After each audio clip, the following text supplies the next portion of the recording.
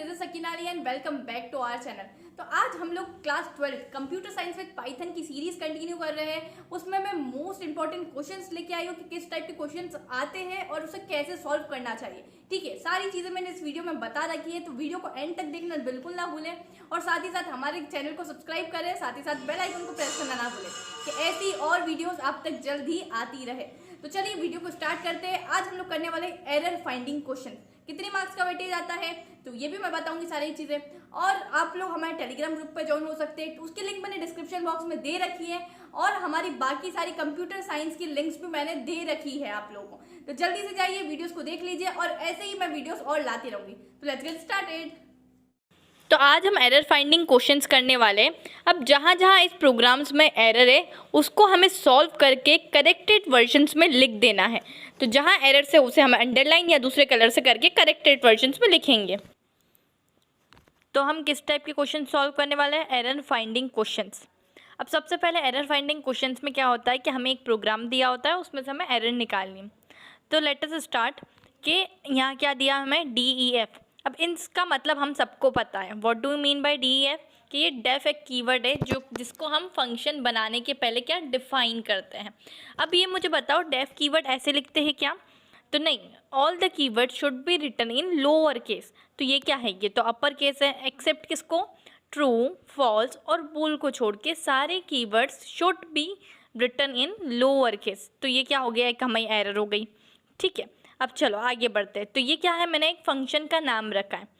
अब अगेन आप लोग को याद हो तो फंक्शन का नाम रखने के लिए भी हमारे पास कुछ हमारे रूल्स होते हैं। जैसे रूल्स हमारे वेरिएबल के नाम रखने के लिए होते हैं, वैसे ही हमारे फंक्शन के नाम रखने के लिए होते हैं। लाइक फंक्शन का नाम के बीच में कोई भी स्पेशल कैरेक्टर नहीं यूज़ हो सकता एक्सेप्ट हमारा अंडरस्कोर। ठीक है, फंक्शन का नाम कभी भी एक न्यूमेरिक कैरेक्टर से नहीं स्टार्ट हो सकता, पर फंक्शन के नाम के बीच में कई न्यूमेरिक कैरेक्टर कंटेन हो सकता है। ठीक है, वैसे ही फंक्शन का नाम कभी कीवर्ड नहीं हो सकता। तो ये सारे कुछ रूल्स हमें अपने दिमाग में रखने when we have to create a function. ठीक है, तो चलो इसमें तो ये तो करेक्ट है, इसमें कोई एरर नहीं है। तो मूव अहेड। तो देखो अब इसके आगे क्या है, हमने एक पैरेंथेसिस लगाया है। पैरेंथेसिस भी सही है और कॉलन भी सही है, तो इतना ये स्टेटमेंट हमारा करेक्ट है। Move to the next line. अब ये देखो x is equals to input. तो देखो ये डेफ के बाद जो हमने फंक्शन डिफाइन किया, इसके बाद ये इतना इंडेंटेशन छुटा हुआ है। इफ़ इन केस अगर ये x यहीं से स्टार्ट होता, डेफ के नीचे जस्ट इस पोजीशन से स्टार्ट होता, तो क्या होता, हमारा वापस अगेन ये एक एरर हो जाती है। जैसे डेफ एक एरर है वैसे ये एक एरर हो जाती। बट इन दिस प्रोग्राम यहाँ इंडेंटेशन छुटा हुआ है, तो दिस इज करेक्ट। ठीक है, तो x is equals to input. ठीक है, अब हमने ये ब्रैकेट खोला है, अंदर डबल स्कोर है और इंटर अ नंबर। अगेन हमने ब्रैकेट बंद किया है। मुझे बताओ इस लाइन में कोई एरर है क्या? नहीं। पर अब तुम अगर move to the next line, अगर तुम देखोगे इसके नीचे लाइन में ये ABS लिखा है। डेट मीन्स मैं इस नंबर के एब्सोल्यूट वैल्यू निकालना चाहती हूँ। ठीक है, we have to convert in absolute value. तो अब क्या है, मुझे ये बताओ, ये जो स्टेटमेंट लिखा है इनपुट इंटर अ नंबर, ये मुझे क्या इंटीजर में देगा, स्ट्रिंग में देगा, फ्लोट में देगा, किस चीज़ में देगा? अगर मुझे एब्सोल्यूट वैल्यू निकालनी है तो मुझे एक इंटीजर में वैल्यू चाहिए, तभी मैं उसकी एब्सोल्यूट वैल्यू निकाल सकूंगी। पर क्या बाय डिफ़ॉल्ट अब जब हम ये लिखते हैं x is equals to input enter a number, ये हमें बाय डिफ़ॉल्ट स्ट्रिंग में कन्वर्ट करके देना पड़ता है। तो यहाँ क्या आना चाहिए, मैं इनपुट से आगे इनपुट के पहले कुछ लिख सकती हूँ क्या? यस, मैं यहाँ क्या लिख सकती हूँ, INT इंट लिख सकती हूँ। तो उससे क्या हो जाएगा कि ये हमारा जो नंबर है वो स्ट्रिंग में ना ही उस स्ट्रिंग के बजाय हमारे इंटीजर में कन्वर्ट हो जाएगा। Move to the next line. If is equals to bracket खोला ABS x is equals to x। ठीक है, तो ये इफ़ में सबसे पहली चीज़ तो ये कि I कभी कैपिटल नहीं आता है। ठीक है, I और F दोनों स्मॉल आते हैं, तो दिस इज़ एन एरर। आगे चलते हैं। मैंने क्या करा, x को x से क्या करवाना है, मुझे कंपेयर करवाना है। But in Python whenever we have to compare any variable to any another variable, तो हमें क्या करना पड़ता है, सिंगल हम ये इक्वल्स टू नहीं दे सकते। सिंगल इक्वल्स टू का मतलब क्या हो सकता है कि मैं किसी वैल्यू को असाइन कर रही हूँ। ठीक है, पर यहाँ डबल इक्वल्स टू देंगे तब क्या हो जाएगा, कंपैरिजन। तो अगेन यहाँ भी एक एरर है ठीक है। अब ब्रैकेट बन हुआ और ये क्या होता है, डबल डॉट्स को क्या पढ़ते हैं हम, कॉलन। ठीक है, तो ये सही है। तो इस लाइन में 2 एरर्स है, इफ गलत लिखा हुआ है और यहाँ x के बाद हमारे डबल इक्वल्स टू होने चाहिए थे। ठीक है, अब अगर हम नीचे आते हैं प्रिंट, तो प्रिंट में सबसे पहली बात है इंडेंटेशन तो बराबर चल रहा है। देखो इफ के बाद वापस हमें इंडेंटेशन देना पड़ेगा। ठीक है, इफ और एल्स क्या होते हैं ये मुझे कमेंट सेक्शन में बताना, इफ और एल्स क्या होते हैं हमारे पाइथन में। अब ये प्रिंट में पी कैपिटल आता है क्या कभी, नहीं, तो दिस इज एन एरर। अब ये पी भी हमारे एरर है।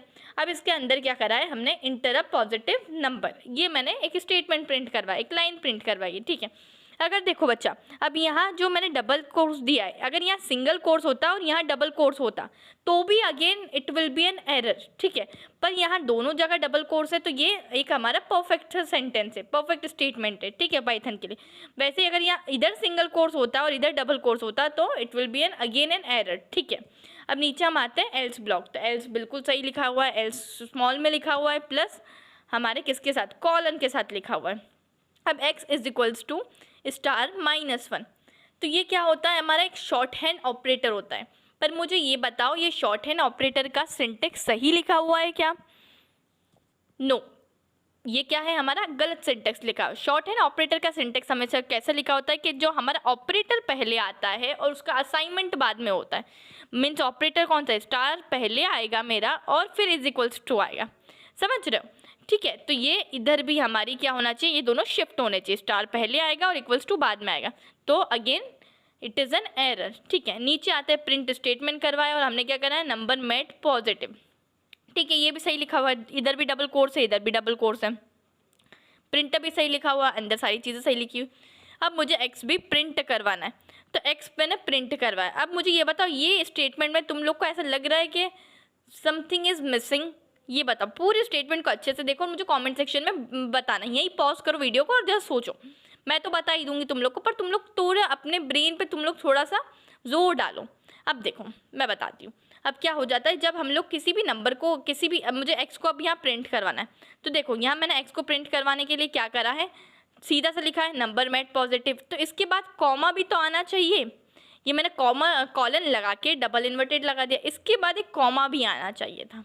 ठीक है, तो यहाँ क्या हो गया, एक्स के पहले कॉमा आना चाहिए, तो it will again an error. ठीक है, और यहाँ क्या हो गया, एक्स मेन, तो ये क्या हो गया, ये क्या बनाया था मैंने, एक फंक्शन का नाम बनाया था और उसी फंक्शन के नाम को हम कॉल कर रहे हैं, तो ये तो हमारा हो गया, ये परफेक्ट लिखा हुआ है, तो इसमें कोई एरर नहीं है।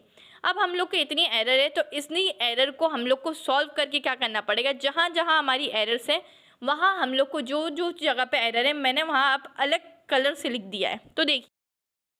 तो देखिए दोस्तों, अब ये हमारा जो प्रोग्राम लिखते चले जा रहा है, यहाँ क्या है, डेफ जो हमारा था वो हमारी एक एरर थी, तो मैंने उसको ब्लू कलर से लिख दिया है। अगेन सेकंड लाइन में हमारा इंटीजर नहीं लिखा हुआ था, ये मिसिंग था, तो मैंने उसे भी ब्लू कलर की लिखा है। जहाँ जहाँ आपको ब्लू कलर से लिखा हुआ दिख रहा है वो क्या थी, हमारी एरर थी।